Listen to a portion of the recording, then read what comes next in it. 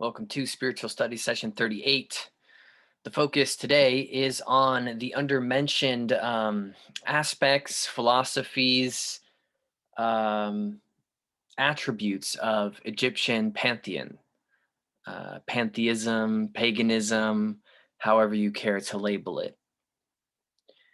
Most people have seen the overblown characterizations of, say, Anubis, Ra, Set, and the like in media, and for whatever reason think that they have a good gauge on the beliefs of the Egyptians. These assumptions are narrow.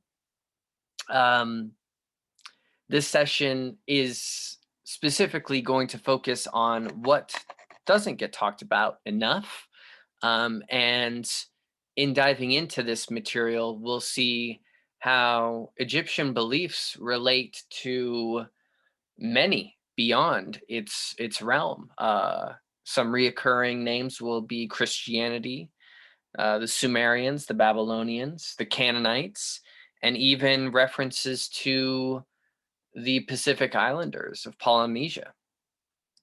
So in order to do this, we're focusing on three main things.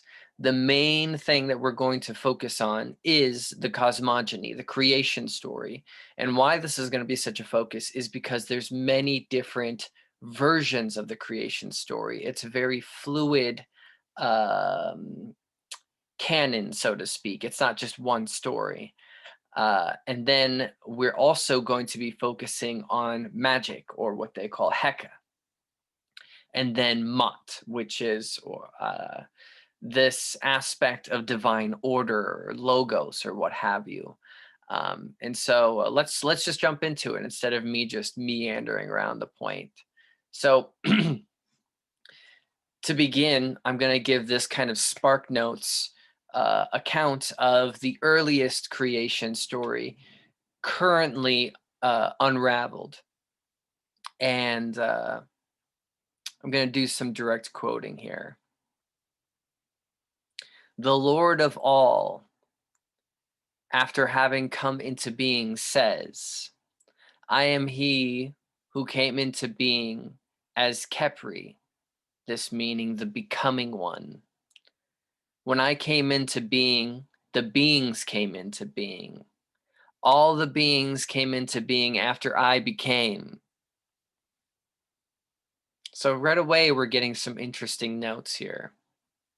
The self-created one. The rest are said to come out of my mouth before heaven ever existed nor earth came into being. This all takes place in what is called the Watery Abyss. This is no accident. We see this in multiple creation stories across tradition. In Sumeria, this is called the Abzu. And if we want to make it more occult, then we would call it the prima materia, the akasha, or the ether, of which I've covered extensively in the course. And in this watery abyss, I found no place to stand. And this is where the story will variate later. Stay with me, folks. I planned in myself. So here's a thought. I planned. I ejected Shu and Tefnut, which Shu is this god of air, meaning air, which again ties to ether. And Tefnut is more debated. One interpretation is that it means moisture. This is not unlike the creation story in Sumeria as well, where there was fresh water, salt water, and then there was the silt. What was birthed was the silt, giving a foundation to the waters. And just as a reiteration here, the waters are all existence. They are all potentiation, which in different traditions is called the void or the eternal darkness. But everything is within it. But we'll go over this more later. He says, I conceived by my hand. I united myself with my hand and outpoured from my own mouth. So there's a few references here. This has been interpreted as the act of spitting, as the act of masturbation, which is self creation in the most primordial sense, right? Like if the Godhead is all things, and this is the classic story of like Adam and Eve, the critical question, if they were the first two humans, then wouldn't all humans be subsequently a result of incest? And here, it's facing it head on with this masturbation reference or spit or whatever you want. um and here's the creation, shu tefnut, uh and followed them with my eye, and they became far from me. So the children diverted from the father, so to speak, but this father is androgynous, or an androgyne more accurately. And after having become one god, there were now three gods in me. So there's him, Shu, and Tefnut. So here is the Trinity. Here is the Trimirti, or this. How would this bleed out, right? You see the Trinity of Christianity: Father, Son, and the Holy Spirit. Now, here you have the Trinity, predating by thousands of years within the Egyptian cosmogeny. Um, hmm. No accident that it's three. We've seen that so many times. Shu and Tefnut jubilated in the watery abyss in which they were, and I brought them to my eye, and I wept over them. So they disappeared, or they appeared to disappear. He found them, and he wept in joy of having found them. And from my tears, man came into being. So here's the, and we'll discuss it more later, but here's the creation of man. That man was a consequence of a divine act. Man wasn't this deliberate, central thing to all of existence. It was more, not necessarily a fluke, but it was a consequence of actions. So right away, that will kind of change the philosophy of things, Um, and then there is an indication of, I think, Tefnut becoming enraged because of this favoritism of Shu having been replaced by the brilliant one, which could be an interpretation of Ra. And I realize this is getting a little confused. And it's to say that whoever she is, I believe it's Tefnut, uh, she began to rule over the world, and her fury fell down on the flowering. And I replaced what she had ravished. And I came out of the flowering, and I created all snakes and all things that came into being. Shu and Tefnut created Geb and Nud. Geb and Nud produced out a single body, Horus, Osiris, and the eyeless one, Seth, Isis, and Nephthys. Nephthys. And these children are numerous of the land. So, very quick account.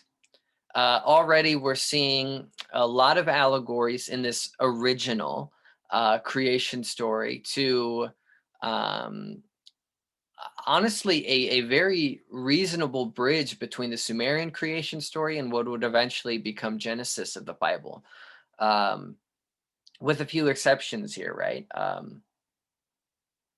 But we're going to have more than enough time to dissect this more. So in this story too, and in other subsequent stories, you do see this argument of sacredness of Egypt itself, which I believe is the inspiration for what would become the sacredness of Israel in the Bible. It's this kind of thing that we do as a human society where we want to make ourselves the center of everything in a certain way, or that we are where things are special. This is the sacred land. Um, you know, in the phrasing that it's said, um, No one can make a design to invade her people, for the eye of every god is behind him who would violate her. A great wonder has happened for Egypt, the power of which has made the invader a living prisoner. So all of this creation and so forth has something to do or is around the point of Egypt. It's a very sacred place, the Nile, and likewise. So this idiosyncrasy of Christianity's focus on Israel and this exaltation of Israel. I think you can find at least a curious coincidence, at least, in how the Egyptians treated themselves before Christianity. Now, when talking of this, and I'm kind of modge-podging through different versions as I go here. When talking about this prima material, this primordial water where the self-created God pulled himself out of, this is in Kabbalism Ein Sof, and out of Ein Sof, infinity, came Keter. And in these stories of Egypt, this watery darkness, this infinity, is called Nun or Nu. And the name that usually is given for the one that came out of the waters is Atum. Atum, which I think, if you want to make some threads there, maybe, I don't know. And Atum, coming out of the waters, looks for a place to stand. And this, in a separate story, we get the sacred bovine, that this sacred cow, Neith, emerges from the water and becomes the solid ground for Atum to stand on. It's said that she changes herself into a cow and then turns herself into a fish. So, few references here. Now, this is my own interpretation. Don't take this as truth or fact. We've seen the sacred bovine myth in creation stories in India, and we saw it in Norse paganism as well. And in Mithraism, it's a big part of Mithraism, except in that case, it's a bull. Now, the idea of the bull here, take an astrological interpretation. Taurus is the sign of pushing the new year into material existence. There is the first fire of Aries, which is a bit more formless per se, but is it the cardinal or the fixed sign of the zodiac that represents Taurus is this idea of pushing or making solid what will become. So in this way, a cow. And the fish has some Piscean qualities, interestingly enough, or it could just be a little bit more on the nose that this is a fish that swims in the primordial waters. So just some curious interpretations there. Now, Neith, this sacred bovine, creates the sun god, which would be Atum or named Ra or Re, from an excretion from her body that is placed into an egg. So right away here, we're getting the Orphic egg analogy, which we've seen in Slavic paganism, we've seen in Orphism. I know we've seen it elsewhere in other paganisms too, where the egg is what births the creator deity or births the universe. We saw it in Finnish paganism.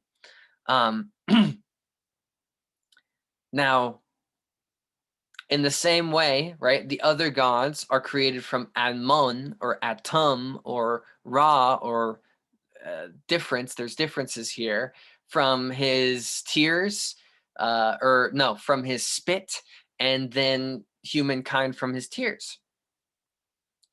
Now, it's said, after finding a place to stand,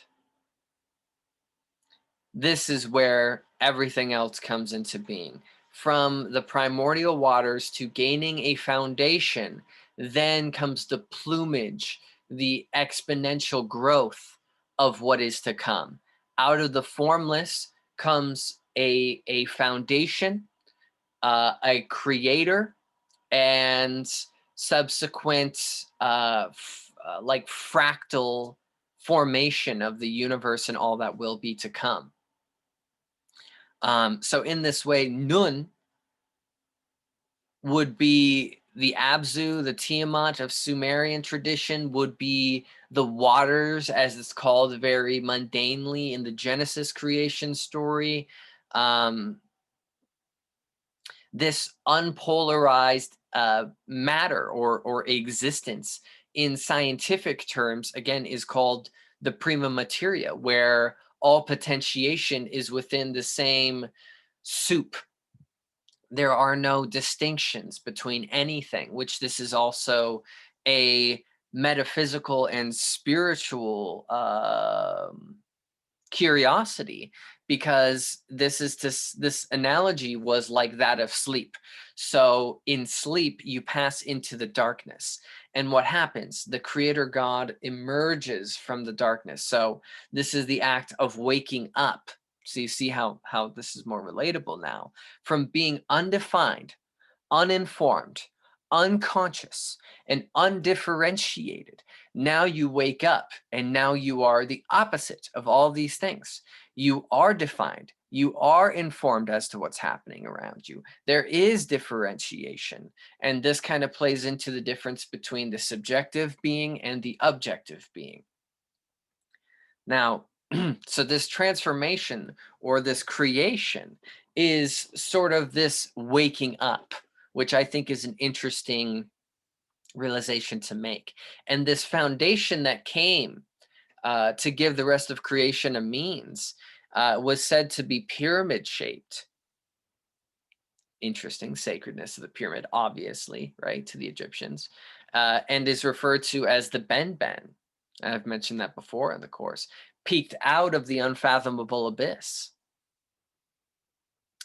So this atom, as I've mentioned, or other various names, is described as the name describes everything and nothing, all in the condition of not yet, is its translations. So it's tricky saying just everything, and it's tricky saying just nothing. So you have to say everything, nothing, if you want to include all, because both introduce a polarity of which this thing cannot be described by. And you've seen me fumble on my words all sorts of times in trying to define the ether and trying to define all of these early cosmogenic stories. And so this atom, this creator deity, or the one that rose from the abyss, which later tradition would just call God, is hermaphroditic or an androgyne. Masculinity and femininity, everything and nothing, is within the same being. And so by this act of sneezing, spitting, masturbating, whatever, is this procreative act from oneself, or this separation, not quite separation, but you see what I'm trying to say.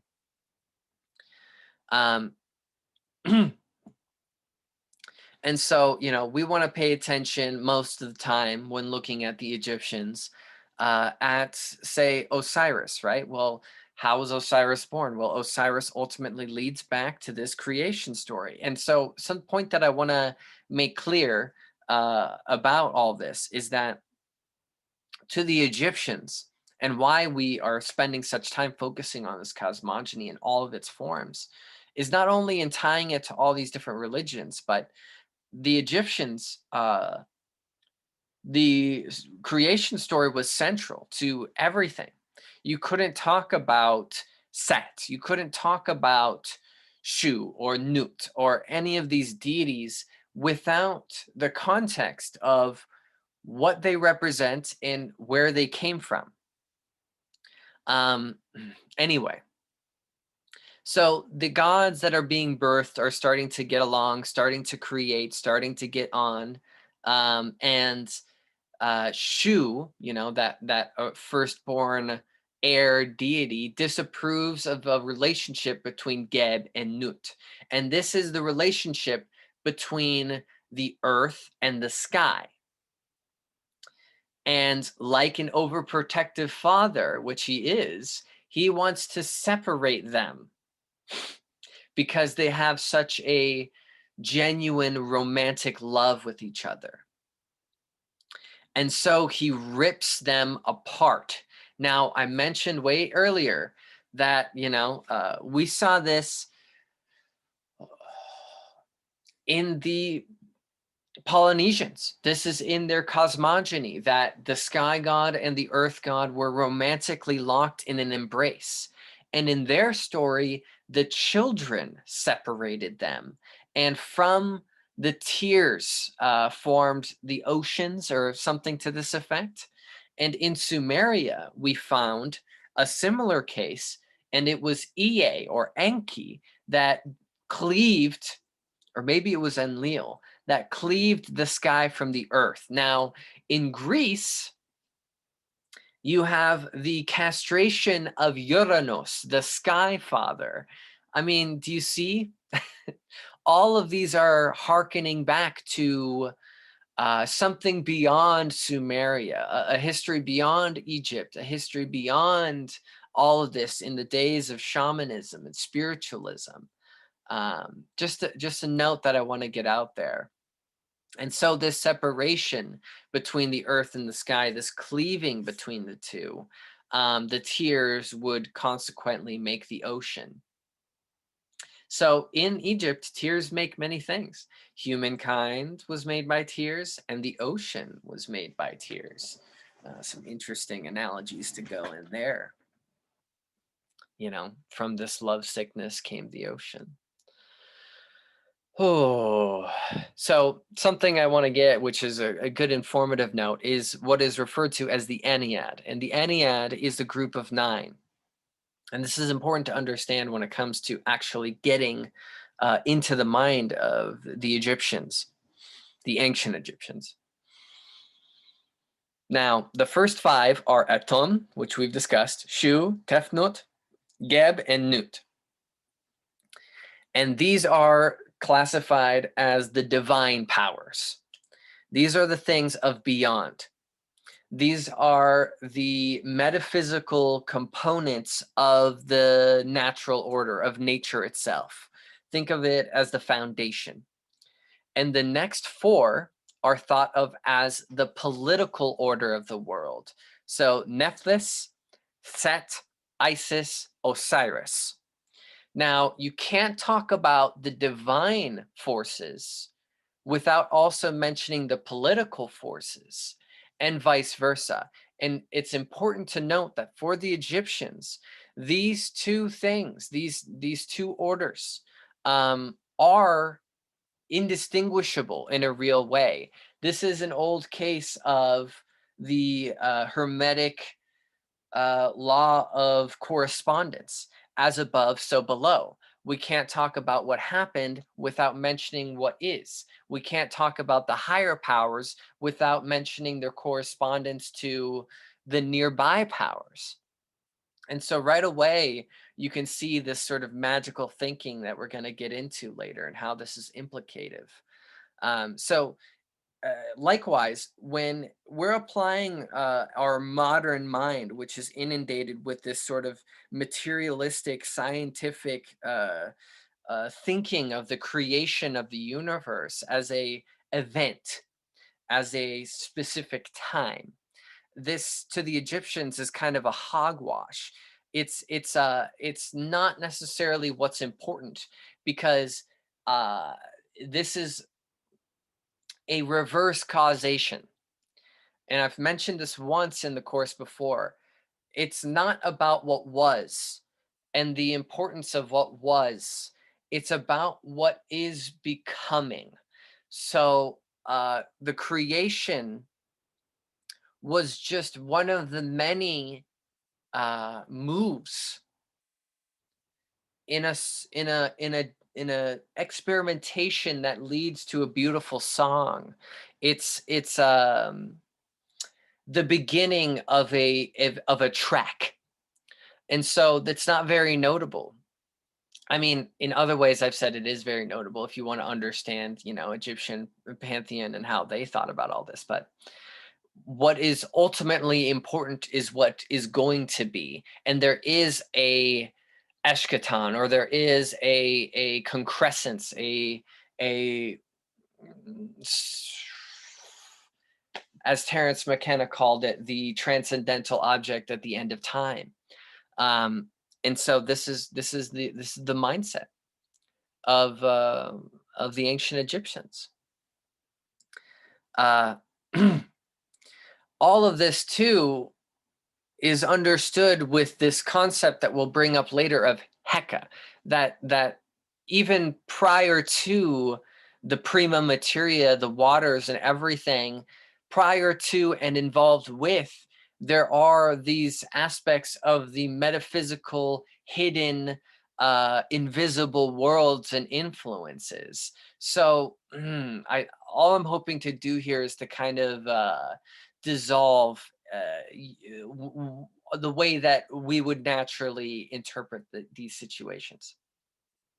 So I mentioned the Aniad, which are those 9 gods, but there's also a different tale or a different section of gods from another version of the creation story. I know it seems like I have endless versions. It's not me. I didn't do it. And this is called the Octod.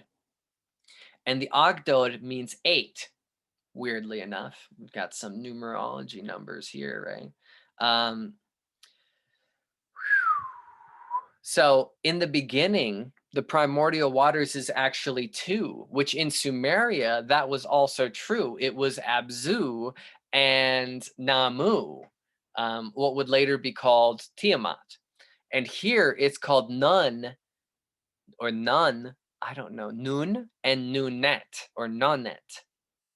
These are, I would suppose, the masculine and feminine versions, deities of the primordial waters, the aforementioned ether. And then comes the next form, Ha and Hahet, which is different embodiments of what is designated as formlessness. And then there is also Kuk or Kak and Kaket, which is different embodiments of the darkness. And lastly, we have Amun and Amunet, which is the hiddenness. And pay attention there, because we have this reoccurring aspect of the hiddenness in these stories, that which is hidden. And so these are the 8 primordial archetypes, metaphysical foundation to all that would become. And so the males, Nun, Ha, Kak, Aman, were depicted with the heads of frogs in association with the waters. And perhaps more interestingly, the feminine forms here, Nanet, Haet, Kaket, and Amunet, were depicted with the heads of snakes. Now, how many times have we seen this over and over in different religions? Women and snakes. A reference to the wily and misunderstood mystic power within women. The aspect of regeneration. Oh gosh, I'm not going to get into that. I've done a whole session on the snake talk if you want to go to it. But many ancient goddesses are depicted in this form with the snake in some variety. And it's not a bad reference. It's a reference that we think is bad thanks to Christianization. Now, in other stories, in other cosmogonies, there is a whole different sequence of events that involves Thoth or Thoth. As those who are privy to Hermeticism, Hermes Trismegistus, Thoth is a very notable character when it comes to different versions of Egyptian pantheism. Regardless, too, I want to mention this reoccurring mention of the Octod emerging from, or the creator deity emerging from a lotus. And so this is tying it to the East, right? In all manner of Eastern mysticism and Hinduism and Buddhism. This lotus being a type of matrix or gosh, I don't want to call it the Fibonacci sequence, but a sort of sacred geometry, an archetypal form that's taken on by a certain resonance. Anyway.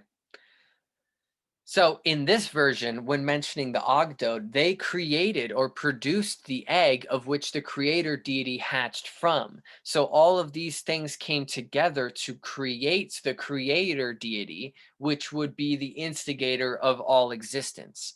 So right away, there's so many different versions here, right? But each one of these versions you can find in different traditions across the world. And what I mean by that is each of the tropes that we're seeing in these different cosmogony stories, in these different creation stories that the Egyptians have, are related to variant disagreements in creation stories across the world. I hope that makes sense. But my point is that it's all here. It's all here in Egypt. They're nodding to everything in these different versions. And we're not even done yet. Ugh. Ugh. Now, in this way too, this creation can be likened to what physicists call the unified field. And in, say, transcendental meditation, there is this kind of access or thought of access to the Tao or bliss or mystic revelation of the Akasha or the Akashic record, or this sort of realm that unifies all beings in the deepest recesses of existence, encoded in the very in matter itself, in all places in time. And in this way, you could think of this as what was created, or you could think of it as the Abzu, the primordial waters of which everything is. And all creation is what has been built atop these waters, but the waters are still there. Ah, gosh, this is getting a lot more heady than I thought. Okay, oh man. So once the Octod in this version that I'm trying to keep myself to had done their job, had brought about the creation, they sort of died or went to the underworld and had a limited influence on the rest of creation that's going on at this point.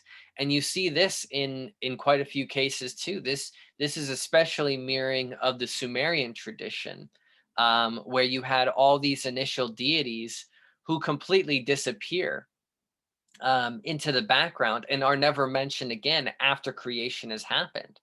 And likewise, you see this with the Greeks. I have to tie in the Greeks here too, where you had all the Titans and they're very important in that early story, and then they just kind of get wiped off. And in their case, they were literally killed off.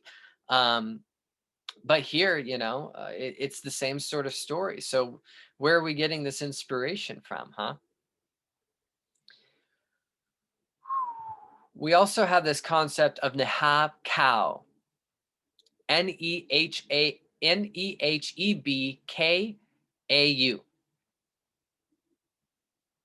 And this is a serpent. Again, we're seeing the serpent depicted with two heads that represents the dual nature of the universe. And why is this important in these cosmogonies? Well, you see, the body of the snake is initially one.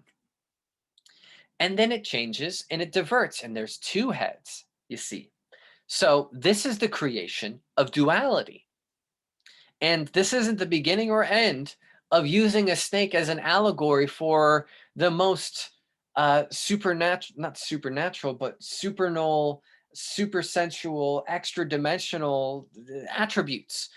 You have the um, Ouroboros, the snake eating its tail, representing eternity, and many other things at that. And in the same way, we have within the Egyptians this representation of the creation of duality itself, and also perhaps a nod to the two different realms, the physical and the spiritual.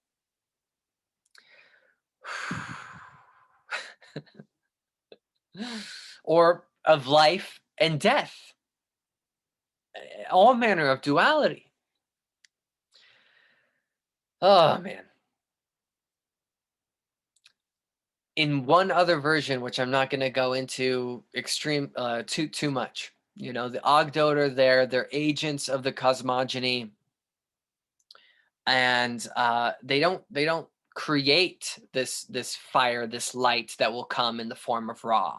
They actually harvest it from this mythical place called the Isle of Flames. So that's just a curious note that I wanted to come into.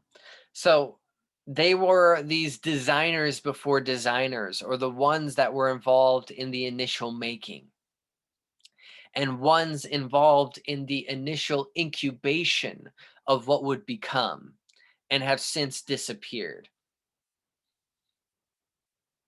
So let's move on and just talk about humanity at this point, this philosophy of humanity, because it can get a bit tiring just paying all this attention to the primordial. So humanity, in its understanding, is supposed to be just and righteous, and all things ought to be egalitarian, and they ought to be here to live their ideals, this to aspire higher and higher. This is not, humanity isn't this prized golden child that everything was made in order to result to. Humanity is viewed as a step along the way. So it's not that humanity is unimportant and uninfluential and unpurposeful or unmeaningful. It's that it's limited, or there's a mix of meaning and humility to be had here. And you know, like I mentioned, one story says that humanity came from a tear. Another story says that man was fashioned out of clay by a potter god named Khnum. So there's the clay reference again, which we know that's not original to the Egyptians. We find that in the Sumerians as well. And so from this creation, you know, you are assigned a divine origin. There is a aspect of the earth itself and divinity within humanity. But this purposefulness is confusion, is confused. And that could be a good explanation for why we ourselves are confused about what's going on. So here's a deviation, right? So throughout the course, I've hoped to create this ladder or this leading point, because a lot of people want to know about Christianity, how Christianity happened, how it fits in, how it became so big, and they want to make that a focus point. Well, here's an interesting contrast, right? So Genesis and this Abrahamic accumulation that would come in time wants to make humanity, humans, this golden child for whatever reason. and call it ego or call it the truth, whatever. But this is a deviation from all of this inspiration taken from many different traditions, including the Egyptians. The Egyptians disagreed on this front. We're here, we have something to do, and we are a part of things, but we are not some pedestalized, I don't know, special boy.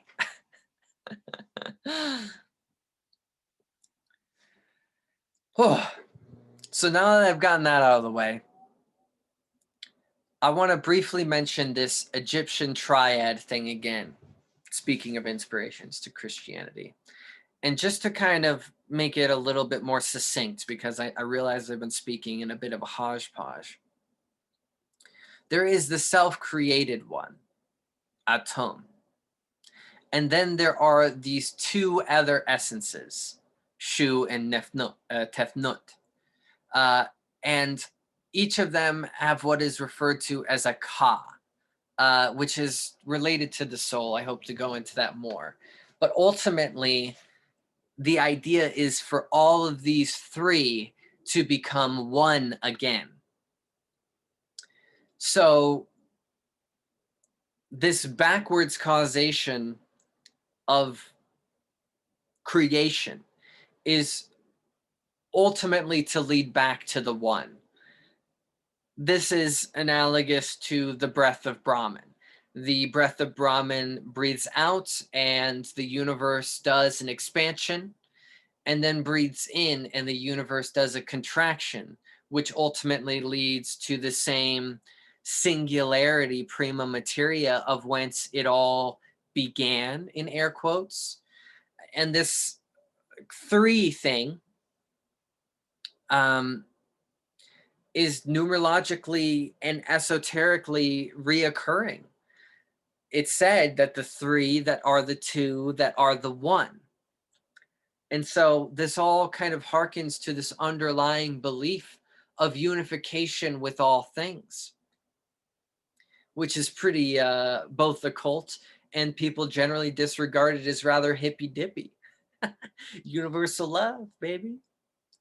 So let's get into what people like, the more nitty-gritty aspects. You know, the Egyptians are so mysterious with all their magic, their black magic, and how people throw that robe over them, historically speaking. And this is called Heka. Heka is a god that is not too frequently mentioned in the Egyptian mythology. The god of magic and medicine, one of the oldest gods, historically speaking, and not as well known as the cliches of which I first mentioned, Osiris, Horus, Isis, Anubis. He had no worship, only one temple that was ever built as far as it's known, but was mentioned all over medical scrolls, writings, and was influenced or homaged in all manner of spells and incantations. It's all about Heka. And this Heka is both a power and the name of a deity. You see this reoccurringly with ancient paganisms. Hades was both the place and the deity, right? So the place is not different than the deity itself. Just like the sun was named Ra or named whatever tradition we're talking about, and is the act of the sun, but also is a personified, anthropomorphized deity. So what is this force, more importantly, instead of fixating on the anthropomorphization, the characterization of this force? This force was believed to have been present, like I mentioned, before, at the birth, and all throughout creation. So while I've given you all these different creation stories, Heka was there the whole time, before, during, and after. Heka is all pervasive. Interesting, right? When Heka is depicted, he's holding the caduceus, or a staff with two serpents, which we know that this does go back to Sumeria with Ninazu, the son of the goddess Gula, and that this caduceus tradition goes back to this kind of snake deity. I think it's Ninhursagog. Um, and then eventually becomes the caduceus in the hand of Hermes or in the hands of Mercury. But I would be remiss to not mention that I'm saying this deity is named Heka. And if we want to talk about the Greeks, Hecate. Also, this deity that frequently goes unmentioned. People don't know if they're worshipped. People don't know what their deal was. But Heka in the Greek tradition is a dark goddess, not a god. So it's interesting, this kind of gender swap here. Oh gosh, I could do a whole session on that. But anyway, Heka with the staff entwined with two serpents, wearing a royal dress. And yes, it is a man, with a traditional godly beard, of course. And, you know, this use of the snakes and this association with the medical profession, right? So not just the caduceus, but also the rod of Asclepius would be inspired by Heka and this whole tradition, which, you know, goes back, and I'm getting ahead of myself. But the point here is that magic, Connor, get back to talking about magic. I know, magic in Egypt is inexplicably, in ancient Egypt, is inexplicably tied, interwoven into the idea of medicine itself. Because disease, as I've mentioned in my talks on shamanism, in the earliest human thought, was believed to be of supernatural origin. And people want to point to viruses and bacteria and microbial blah, blah, blah, or DNA. And still yet we can't quite grip. We think we have a grip, but still yet we can't quite grip where a lot of these abnormalities, these maladies come from. And people want to fool themselves into thinking that there's a certainty. Well, look at people who have cirrhosis. Look at people who have Lyme's disease. Are there cures for these people? No. There's partial, and if we do this, something happens. But why? I don't know. Okay, no, we don't know. There's so much we don't know. People are only starting to talk about epigenetics. Okay, get back to the point. You can't heal without a use of magic. Okay, how do we define that? There's an unknown force at work here. If an unknown force, call it fate, call it whatever, makes one sick, maybe it's mental, right? Or maybe it's something that results in a symptom that comes to be mental. Then if it's coming from an unknown source, then the only way to treat it is with the unknown, or an understanding of the unknown, which harkens all the way back to the shamanic. So right here, I just want to make the quick point that Egyptian pantheism is a great midway point between the unabstracted earliest forms of Paleolithic worship in the goddess, in shamanism, and then on the other side of the polarity, the highly abstracted, ritualistic imitations of things that were significant and understood way back when, that results in modern exoteric religious understanding. I also want to mention, before I forget too, there's another version of a creation story that made it all about a goddess at the beginning. So that affirms the point too, that the Egyptians within their various versions of the creation stories, nodded to this tradition, nodded to that tradition. They were a focal point of all the things that would bloom from that point forward, and all the beliefs of human history and spiritual traditions that bloomed before them. Ugh. Okay, anyway, you know, if you get sick and it's caused by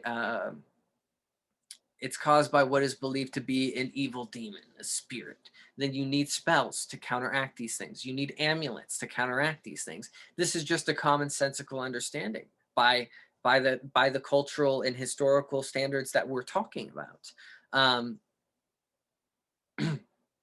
And so who is the one that carries this beneficent power? It's Heka. So he's the one that we ought to ascribe to seek wisdom from in order to deal with these things that plague us. And so the very laws of nature are involved in this topic that I'm bringing up. So what is the thing that makes existence even feasible? And this is something really hard for me to tease at, but this idea of Heka goes much deeper than, hey, help me cure my cold. It was the thing that made existence even possible to begin with. It's a sort of hidden force. The glue that makes the fabric possible. The forces that are unimpeded by all material existence. Think of like quantum entanglement sort of stuff. Imagine, if you will, a force that is unknown and invisible by all contemporary understanding. And that this is what the shamanic was involved with, and this is what is meant by the magical tradition of Egypt called Heka. Anyhow, if you were a healer in these ancient times, you were referred to as a priest of Heka. And that you would probably be walking around with some medical instruments, which would be a staff, probably with a rock in it, you know, like an amulet, a precious stone, and you would have a knife. So it's no wonder that you see these in depictions of such deities throughout ancient traditions. Heka was also sometimes anthropomorphized or embodied by having a falcon head, wearing a sun disk.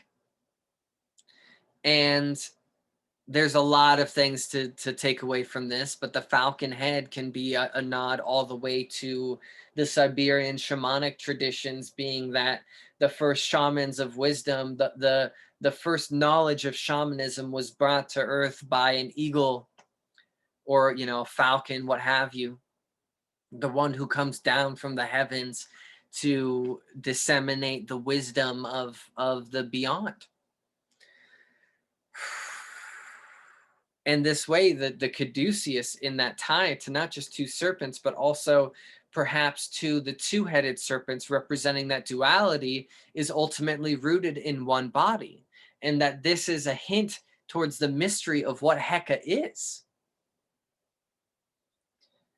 So when you're talking about these texts of the afterlife and these different inscriptions on coffins, you will see these illusions or to Heka, because although Anubis gets the motif of being the ferryman of the dead, Heka originally, and in many ways, actually was the one that took on this role. If the thing itself, Heka, is the thing that pervades all realms and all material, then Heka would be the one to deliver a soul throughout the realms. And Heka would be the one to bring you to paradise.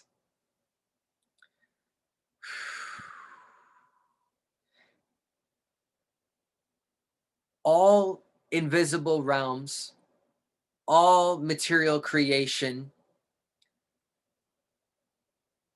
the very power of the gods as the Egyptians understood it all come from the source Heka. So you gotta feel when I'm saying how all encompassing this concept really is, and how we're lost on that fact. We're lost on that, on identifying with that unification aspect. To take a direct quote from these texts, Heka says, "To me belonged the universe before you gods came into being. You have come afterwards." So there is no origin. There are no parents to Heka. It has always been. There is no creation story. This is the one eternal of all gods. And these priests or people that would be paying homage or would notice Heka would find him on their tongues or in their hearts. Huh? See some poetry there? So all manner of birth, death, life, Heka.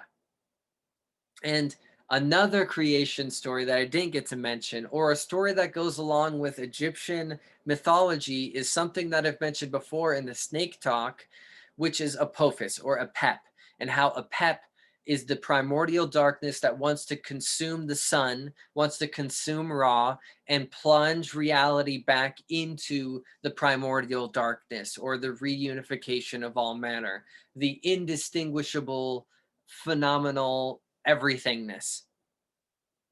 And who is there to hold back Apep?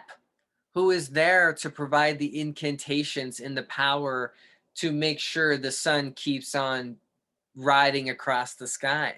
Heka.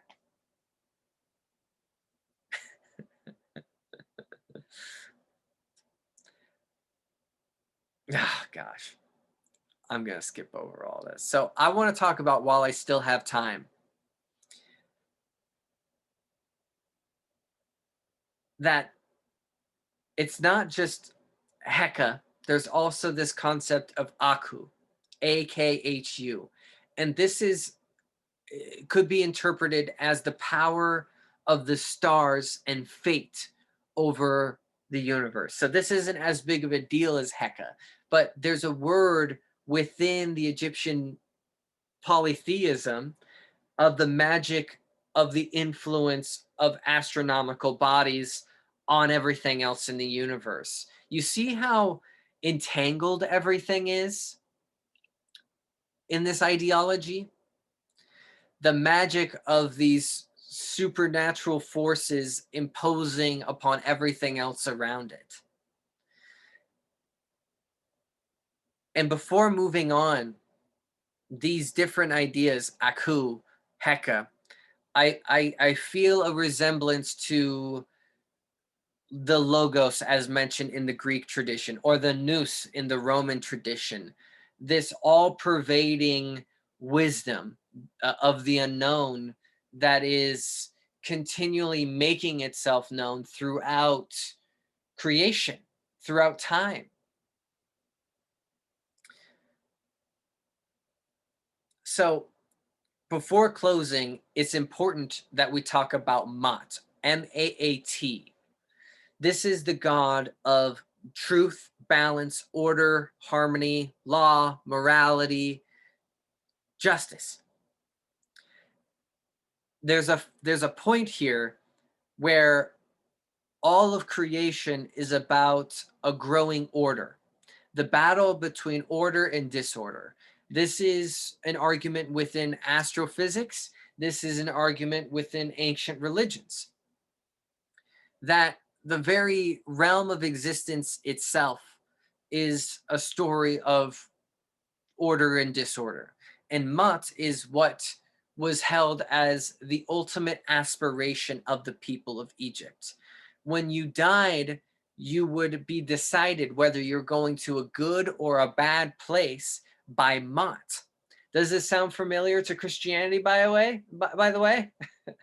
What Maat would do is she, I believe it's a she, had a feather on her head. And if your soul was any heavier than the feather, you would go to the bad place. And if it was equal to or lighter than the feather, you'd go to the good place. So here you have in Egypt this precursor to heaven hell dynamic and the judging of the afterlife, which you do find it elsewhere. You find it in Zoroastrianism, blah, blah, blah. But anyway, so your ultimate aim in this philosophy is to be a good person, is to be lighthearted, warm. Maat is the ultimate ideal way of being in life, to be righteous. And so laws, and this is very important, when a society makes laws, they're making those laws to measure up to Maat. If they use the laws wrongly or they make a wrong conviction, they're damning themselves. It's very important that these judges make all manner of law and that these pharaohs consider Maat, or they're doomed. And I hope you can see how much more genuine this is in comparison to our very banal and cold approach to modern law. Our laws stand for nothing. I mean, in this vague concept of order, I mean, at least here, and I don't mean to badmouth, but at least here, the order seems to be rooted in something. At least here, there's a usefulness, a purpose to the order. And it's not purely for the incentive of what you get in the afterlife. The idea is that the ultimate concrescence of existence, again, is the perfect order, that things will reach the perfect order. And so the more humanity imbibes Maat, the more humanity honors the truth and justice in reality, in materiality, the closer to concrescence and actualization we go. So this is a kind of celestial, all-encompassing ethic that your nation, your environment, and the gods and all the laws involved therein are a fine-tuning of the further embodiment of Maat. Gosh. And so every ruler that we would see in these ancient times would want to call themselves the mouth of Maat, the Lord of Maat. That they are one and the same with this divine justice. That this search towards the ever seeking of that tightrope equilibrium of the perfect ringing reality.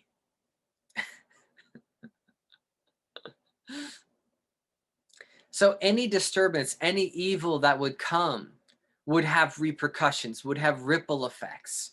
This is referred to as the deity Isfet, which is chaos, lies, and violence, the opposite of Maat. And so the idea here is that what we do has implications on all. We saw this in Zoroastrianism, and we see this like never included when it comes to what Abrahamic religions would do, except for in Kabbalism. Exoteric Christianity would have nothing to do with this. What you do has implications on everything and everybody, and literally affects all of what is created around us. Your perception has a place in reality, or in crafting reality.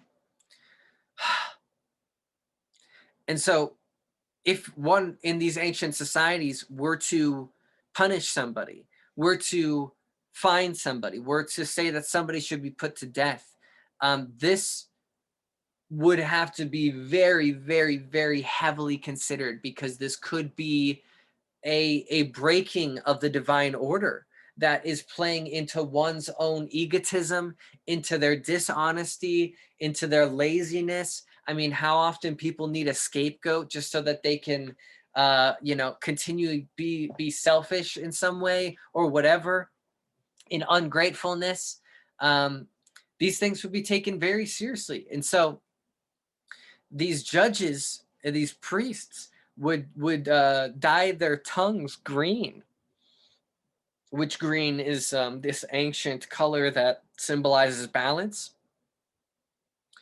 Um, and this would be a way, a symbolic act, as a gesture of truth, that once that dye was on there, they would be the mouth of Maat.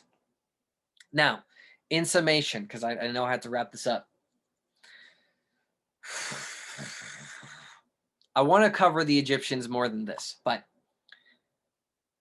in these various forms of cosmogony, in the primordial deities, the different versions, the Octod, the Aniad, the different versions of how the creator came to be, the different ways to talk about the prima materia, the original substance of the world. All of this philosophy that of how it's all put together, of what it's all about, of how we can seek the balance, the ever find balance to reach a better place, is the most overarching way that I can put the Egyptian philosophy as far as I understand it. There is unknowns and invisible forces amidst us that were involved in creation and all things that will ever happen, ever, ever, ever. And we can't know it all. And for them, they had one word for it, sometimes two. And talking of the creation story is your very precursor to how to understand what the gods are actually about in the Egyptian pantheon, and is a great nexus point for ancient thought in humanity. It is a nexus point hearkening all the way back to the shamanic, and is a nexus point if you want to talk about the history of thought, which eventually leads to Christianity. Christianity took a fair handful from Egyptian mythos in what it would run with. And so I feel like it's extra important to note that this backwards causation aspect, that all of this is a game to reach a purpose, right? It's not that we are the only thing. We are a conduit. We are a part of something, of a giant recipe book, that by this idea, by these philosophies, we are around to assist and to play our part. We've only even come in by virtue of all these things, but we are around to assist in this eschaton, in this embodiment of Maat, in this seeking towards the ever fine balance of creation. That creation itself, it was just a step to what will become, and what will become is the thing, Okay.